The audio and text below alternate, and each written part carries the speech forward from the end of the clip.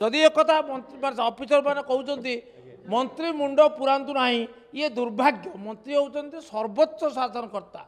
प्रत्येक नीतिर कार्यान्वयन प्रत्येक निष्पत्तिर कार्यान्वयन बुझा तदारख करवा ये हूँ मंत्री कार्य।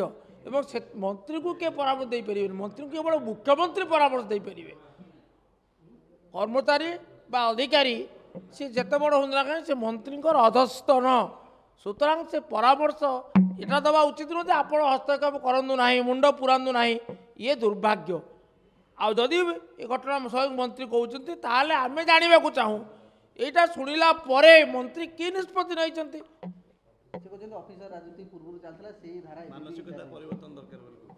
मानसिकता कार परिवर्तन मानसिक परिवर्तन करवा किए who'll bell the cat it the minister himself. तेणु सी मुंडपाती सही नवा उचित नुहे बा निजर असहायता पर साधारण प्रकाश करने उचित नुह। जदि परामर्श दि जाऊँगी आपण मुंड पुरातु ना ताले सावधान कर दिंतु।